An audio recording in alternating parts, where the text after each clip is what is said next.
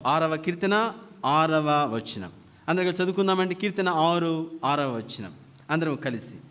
నేను మూలుగుచ్చు అలసి ఉన్నాను, ప్రతి రాత్రియు కన్నీళ్ళు విడిచుచు నా పరుపు తేలజేయుచున్నాను. కీర్తనకారుడు అంటున్నాడు, నేను మూలుగుచ్చు అలసి ఉన్నాను, నేను మూలుగుచ్చు అలసి ఉన్నాను, ప్రతి రాత్రి ఏడుస్తున్నాను. నేను మూలుగుచ్చు అలసి ఉన్నాను, ప్రతి రాత్రియు కన్నీరు విడిచుచు నా పరుపు తేలజేయుచున్నాను. అంతరంగిక బాధ లేదా మానసిక బాధ, అంతరంగిక బాధ. కాబట్టి ఇక్కడ చూస్తే చాలాసార్లు ఏమిటంటే మనం పోయిన దానికంటే కూడా మానసికంగా లేకపోతే మన అంతరంగము కుమిలిపోవడము భరించలేము.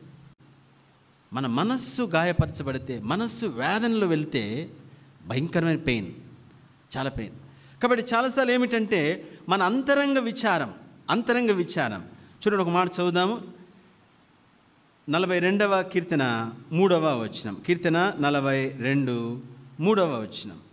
నీ దేవుడు ఏమాయనని వారు నిత్యము నాతో అనుచుండగా, రాత్రింమగులు నా కన్నీలు నాకు అన్నపానములాయను. మనోవేదన, మానసిక వేదన ఏమిటంటే నీ దేవుడు ఏమాయను అని వారు నిత్యము నాతో అనుచుండగా. ఏడి నీ దేవుడు? ఏది నీ ప్రార్థన? ఏది నీ భక్తి? ఏది నీ గుడికి వెళ్ళావు, అది చేసావు, ఇది చేసావు, 3కు లేసావు, 2కు లేసావు, మోకరించావు, ఆవిడ ఉపవాసాలు ఉన్నావు, ప్రార్థించాను, అది చేశాను, ఇది చేశానని భక్తి గురించి చాలా చెప్తున్నావు. ఏడి నీ దేవుడు? ఒకవేళ ఉంటే ఎందుకు ఇలా అవుతుంది నీ బతుకు?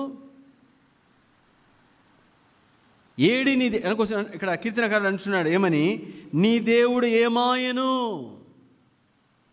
ఏమైపోయాడయా నీ దేవుడు అని ఎగతాళి చేస్తున్నప్పుడు, లేదా ఆ మాటలు వింటున్నప్పుడు మన అంతరంగము మనోవేదనకు గురవుతుంది. గొప్ప వేదన, మానసికంగా గొప్ప వేదన మనం గురవుతాం, గొప్ప విచారంతో నింపబడతాము.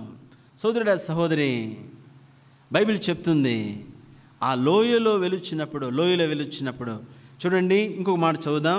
30వ కీర్తన 18వ వచనం. కీర్తన 30వ కీర్తన 8వ వచనం. 30వ కీర్తన 8వ వచనం. యెహోవా నీకే మొరపెట్టితిని, నా ప్రభువును బ్రతిమలాలు కొంటిని.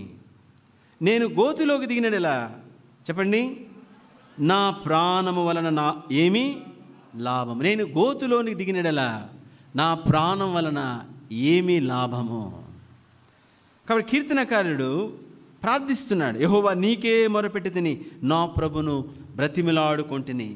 కాబట్టి నీకే మొరపెడుచున్నానయ్యా, నీ దగ్గర మొరపెడుచున్నాను, నిన్ను బ్రతిమలాడుకుంటున్నాను. అయ్యా నీ దేవుడు ఏమాయను. ప్రజలు అంటుంటే, వారు ఒక్కొక్క మాట మాట్లాడుతుంటే బాకులు పెట్టి నా హృదయంలో పొడిచినట్టు అనిపిస్తుంది. కత్తి పెట్టి పొడిచిన దానికంటే గొప్ప వేదన అనుభవిస్తున్నాను స్వామి. మనోవేదన, మానసిక వేదన భరించలేకపోతున్నాను. అయ్యా నీకే మొరపెడుచున్నాను. ఈ వేదనలో మనస్సు పిండుతున్నప్పుడు, బాధ వేదన పిండబడుచున్నప్పుడు మనము దేవునికి మొరపెడతాము, లేదా చెప్పండి, దేవుని ప్రశ్నించడని ప్రశ్నిస్తాము. దేవుని ప్రశ్నించడని ప్రశ్నిస్తాము, లేదా దేవుని ప్రార్థించనైనా ప్రార్థిస్తాం. ప్రార్థిస్తామా, ప్రశ్నిస్తామా, దాని మీద తర్వాత స్టెప్ ఆధారపడి ఉంది. నువ్వు ప్రశ్నించేవాడుగా ఉంటావా దేవుణ్ణి, లేదా ప్రార్థించేవాడుగా ఉంటావా?